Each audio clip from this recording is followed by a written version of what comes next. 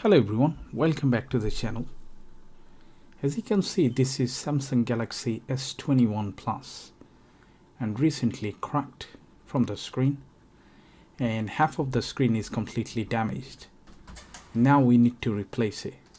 So today in this video I'm going to show you slowly, step by step, how to replace the screen even you are not a professional. Alright, so first of all you need to focus on the replacement. As you can see, this is the back cover because the back is completely shattered, and that is the actual screen that is 100% genuine from Samsung, which is called service pack, and it comes with the frame and also some additional the parts include vibrator, then front speaker, volume button, power button and stuff like that, and also the thermal pad on the center, and this is the LCD connector.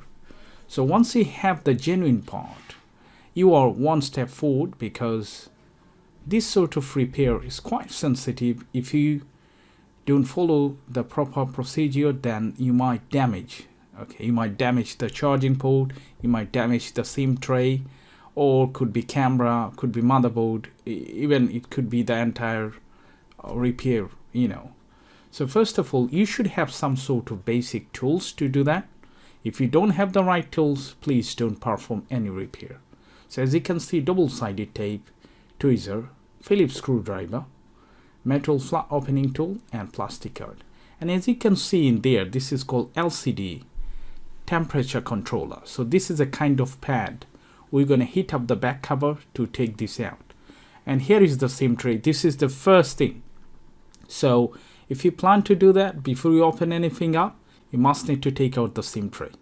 Now obviously, if you are not professional, if you don't run a repair shop, obviously you're gonna buy this sort of tools, right? This is not worth it because this costs around £100. So in that point, what you can do, you can use just a ordinary hair dryer instead of that one. Even hair dryer is much more better than that. In practical, I found it. So let's heat up the back cover, and then we're going to take this out. Then we'll pull out every single component from inside. Okay, include the NFC pad, then obviously the charging port and charging port shield, NFC shield, the main motherboard, and camera comes with the motherboard, so you don't have to pull the camera itself. Okay, and then the last one is battery, and then every single component we're gonna place it back into the new LCD with the frame. Okay, so let's do that. So when you use the spudger or plastic card, don't get too deep, otherwise you're gonna damage the NFC plus the camera lens. Okay, just put a little bit like fingertips, and then carry on. And if you just pull it, it should come out like that, and it's done. Now as you can see, there are many screws, and all the screws are same in size. I did not find that much difference. Anyway, I kept organized, and the black panel is called NFC. And now we're going to compare with the both, and then we're going to pull out every single thing and put it back here. So first I'm going to take the screwdriver, open up all the screws, and then one by one, step by step, we'll take every single component. So let's take the screws.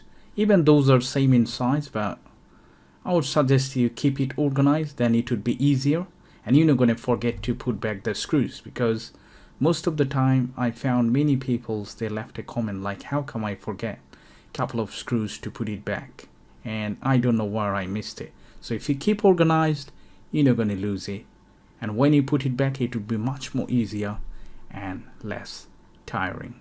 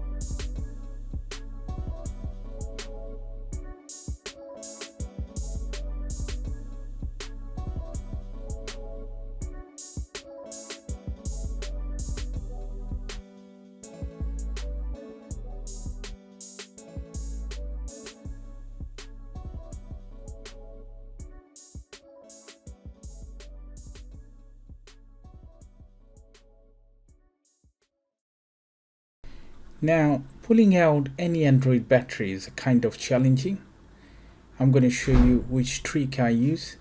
As you can see, this is called PCB cleaner, or you can use 99.99% rubbing alcohol. Spray a little bit at the bottom of this battery, either both sides, the left and right, and leave it for a couple of minutes. And you can shake it up and down like that. And then what would happen?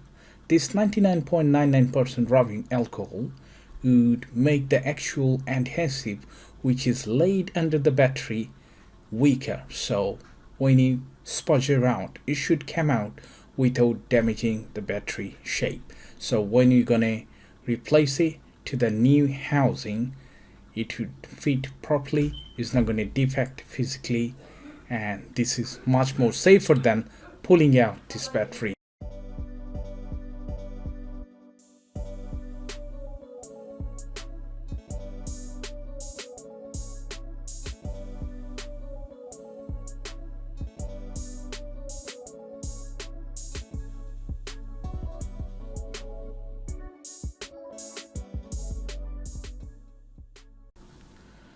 Alright, so the battery has removed. As you can see, the shapes are fine, and now we're going to compare with the original part.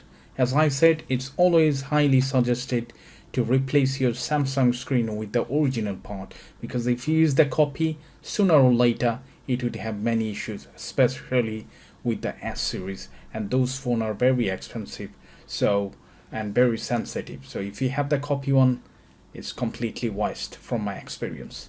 Alright, so now it's pretty simple. As you can see, all the part already has removed. Now we're going to put it back. We're going to reverse what you've done. So first, the motherboard. Make sure when you put the screws, be careful. Don't over tighten it. Otherwise, you're going to damage the component.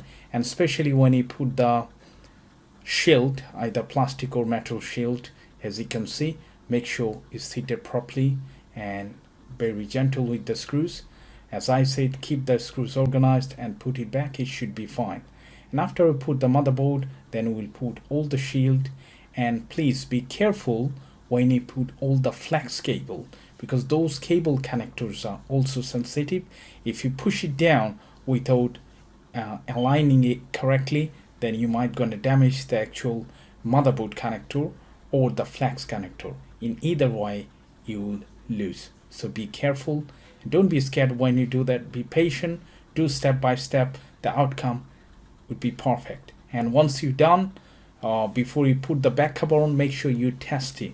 You put the charging cable to see if this is charging. Turn this on. Test the screen and dial some numbers just to find everything is working or not. Because this is not like iPhone, so there is no screws, only the glue and stuff, you know, with the back cover I mean, and it would be very difficult to open up again and retest it. So before we put back the back cover, make sure you give it a test as much as possible, and if you are satisfied, you can put it back. By the way, behind the battery I use double-sided tape, you know, just to keep the battery stick properly, and pretty much that's all. So I'm gonna continue with this video. There's no more instruction. That's all today. If you do like any part of this video, make sure you subscribe to this channel and like and share. Thanks for watching. Enjoy rest of the videos.